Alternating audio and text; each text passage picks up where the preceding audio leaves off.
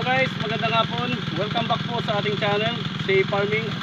So ngayon po, muli dito tayo sa ating talungan. At ngayon pong araw, ang ating pong ikalawang application ng fertilizer sa ating pong mga talong.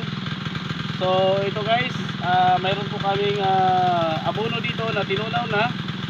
So halika din dito, malapit po din. So ito po yung abono po natin. Ayan. Ito po yung aming tinunaw.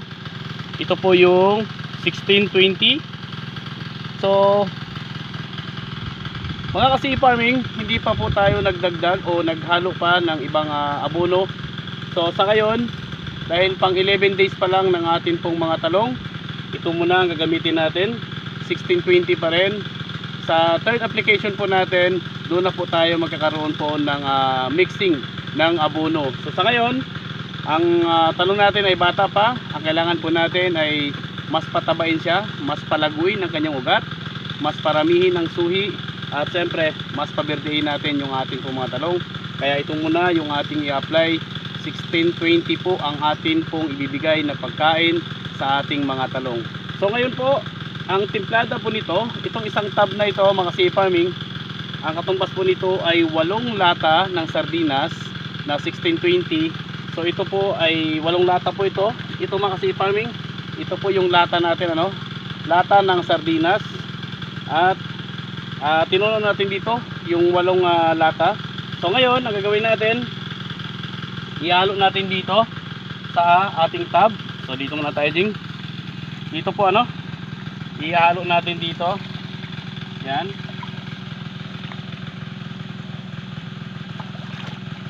So tunaw na siya. At atin pong hahaluin dito sa ating tab.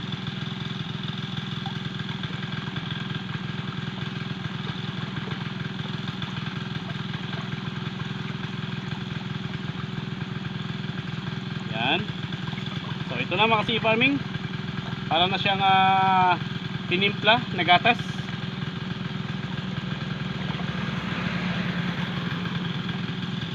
So ganyan lang po kadali. At yung atin pong ilalagay sa atin pong mga talong, so isang lata rin ng sardinas. Kukuha tayo ng isang salok dito. So isang ganito rin po. Ito yung ating ididilig sa ating mga talong. So mayroon na rin kami mga plastic bottle na pinutol. At ito na rin, magkasukat lang po ito sila. So ganito lang po mga Say Farming. Halika Jing, pakita natin. So ito yung isang lata ng sardinas. Ilagay natin dito.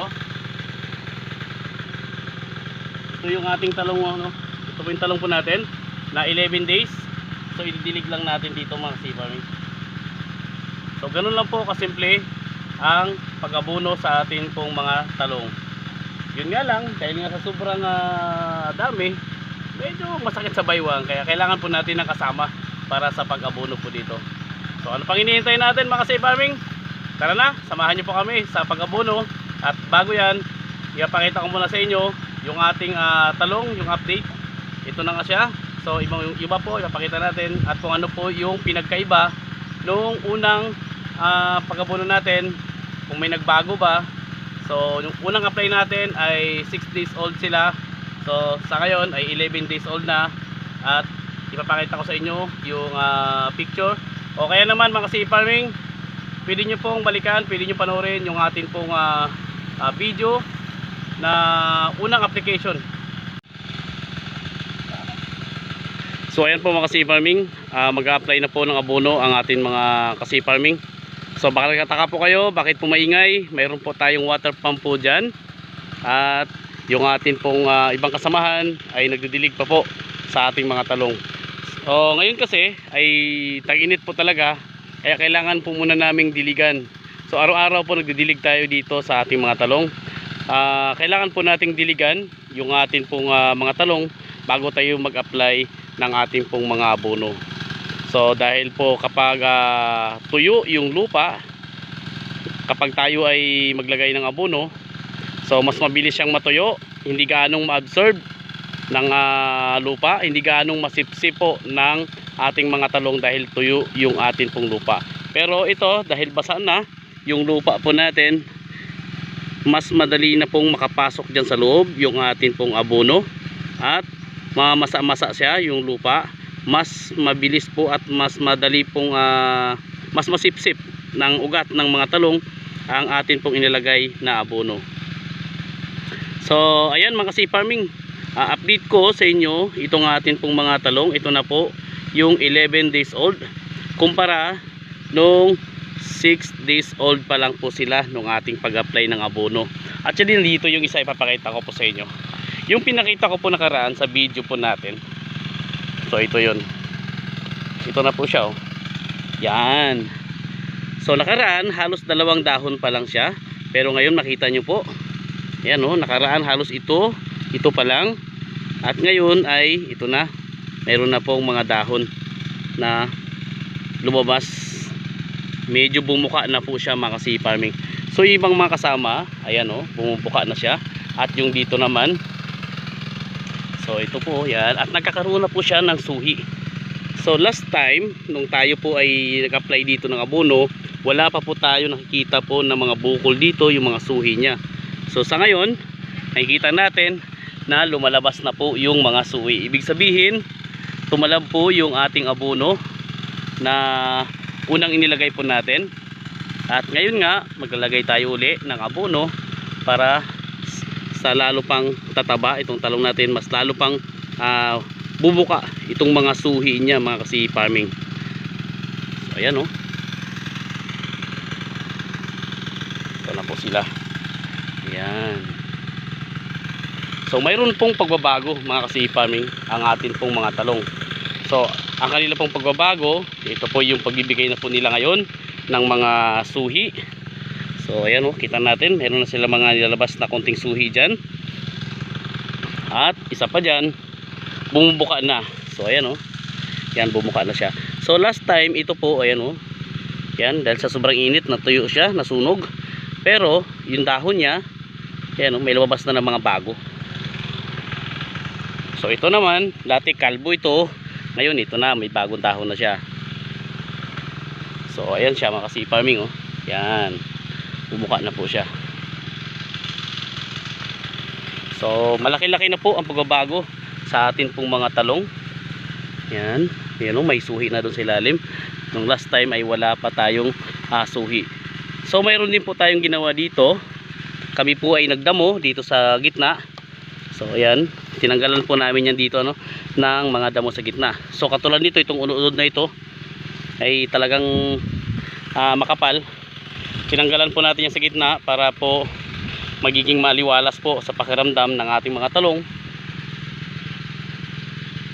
kapag wala na itong mga damo na ito. So ayan mga ka-farming, yan ang update sa atin pong mga talong ngayon. So ipakita ko na lang po sa inyo yung atin pong mga ka-farming sa kanila pong pag-apply ng abono. At dito rin ang aking pong bibi, ng aking misis po, no, na nagtsatsaga dyan, na nagdadamo. So nandun yung akin pong Kuya Fernando Suarez. So may bisita po tayo. Ayun, dumating na dito yung atin pong mga ka-farming. So gulay din po ang kanila pong hanapbuhay, pagtitinda. So dyan na.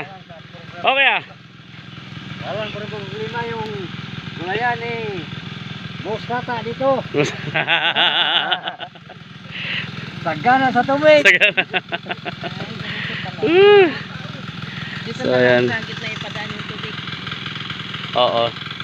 Ano yan siya, te? Dilig talaga yan siya. Didilig yan siya, te. Oo, yan siya. Basa na yan siya. Araw-araw ganyan. Tapos bago, ang ano dyan, te, ngayon mag-apply kami ng abono. Nagdilig muna kami.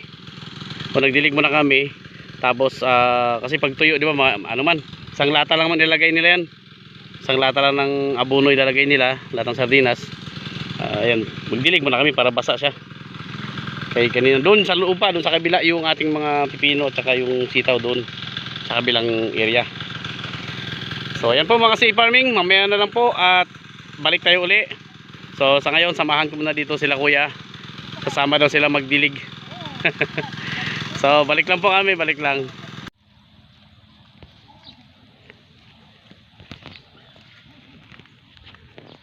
So ayan po mga ka-farming, malapit na pong matapos itong mga kasamahan po natin sa pag-aabono ng atin pong mga talong.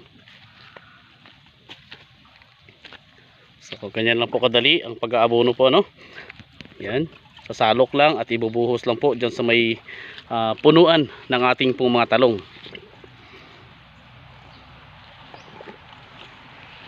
So after po dito mga kasi farming namin pong mabunuhan itong talong po natin, didiretso kami sa amin pong pipino at sitaw. So kaninang umaga yung mga sitaw po natin ay nabunuhan na po natin. Hindi nga lang po natin na naipakita sa inyo. Pero ngayong hapon tutuloy po tayo doon, i-update po natin yung ating pong mga pipino at sitaw. So ang sitaw natin ay nasa 9 days ang edad. So ang atin naman pong pipino ay 8 days. Kaya ayan, diretso na tayo doon mga kasi farming dahil konti na lang ito. Ipakita ko na po sa inyo ang atin pong mga pipino at sitaw. So ayan guys, narito na po tayo sa ating mga pipino at sitaw. So ito na po yung ating mga tanim na pipino na may edad na 8 araw. So kami ngayon ay naglalagay din ng abono dito sa ating mga pipino. At ang abono na atin pong inilagay ngayon ay 1620. So pareho lang po sa ating mga talong ang pag-apply natin ng abono dito sa ating mga pipino. So ito pa lang po yung unang pag-apply natin ng abono sa ating mga pipino. Ayan, medyo bumuka na rin po siya. Dahil nga po sa sobrang init, hindi po siya katulad ng panahon ng tag-ulan na kapag tumubo ang ating mga pipino, medyo mahaba yung kanya pong puno. Pero ito, medyo maiksi ang puno ng ating mga pipino dahil nga po sa mainit na panahon. So medyo kulang tayo sa tubig. Katulad po sa talong, dilig lang po ang ating ginagawa. So sana nga po ay mapagbigyan tayo, no, na mabuhusan tayo ng ulan po dito. So update din tayo dito sa atin pong mga sitaw. So kanina nabunuhan na po natin ito kanina. At sa sobrang talas nga po ng init, ayan, tuyong-tuyo na naman yung ating lupa dito. So ito na po yung mga sitaw natin. Unti-unti na silang nagbibigay ng mga bagong dahon. At sa sunod nito siguro ay magbibigay na ito ng kanya pong pangkapit, yung panghawak niya. So sa ngayon, ito pa lang ang nakikita natin sa ating mga sitaw. Ang iba po ay hindi na po tumubo, katulad po dyan, dahil nga po sa ang iba naman ay kinain ng langgam at ang iba ay hindi po nakalabas dahil matigas po yung lupa. Pero dito sa itinanim natin na sa sitaw, sa itinanim natin dito, mas marami pa rin ang tumubo kumpara naman sa hindi po tumubo. So ito katulad nito, ayan o, yan, tumubo siya pero kinain na po ng insekto. Nakapag-spray na rin po tayo dito minsan. So hindi lang po natin na ipakita. Ayan o. Yan. So marami rin po yung ating sitaw. So bukas magdidilig po tayo dito sa ating mga sitaw at mga pipino. Ganun na rin po sa ating mga talong. Pero ngayon hahabulin po namin na madiligan pa rin namin itong ating mga sitaw. So magbabaldi-baldi tayo para mabigyan lang po natin ng tubig itong ating mga sitaw. So kanina ang mga pipino, nagdilig din tayo bago po tayo naglagay ngayon ng abono. So konting konting tiyaga lang talaga mga kasi farming. Dahil medyo mahaba-habang pagdidilig pa ang gagawin natin bago po ito magbubunga ang atin pong mga gulay. So unang application pa lang po ng abono 1620. Ang purpose po natin kung bakit 1620, so ugat na malago, na malulusog, at yung pagpahaberde ng atin pong mga tanim, itong mga pipino. So sabi nga natin, kapag mas malago yung ugat, mas mataba, mas malaki ang puno, mas mabilis pong magsuhi itong ating mga gulay. So hindi na po natin papahabain mga kasi farming At ako po'y mag-aabono dito sa ating mga pipino. So hanggang dito na lang po. Kita-kits na lang po tayo uli. Babalik na lang po kami uli sa sunod natin pag-update sa ating mga pipino. So muli po, magandang hapon and God bless po sa ating lahat. Happy farming po sa ating lahat.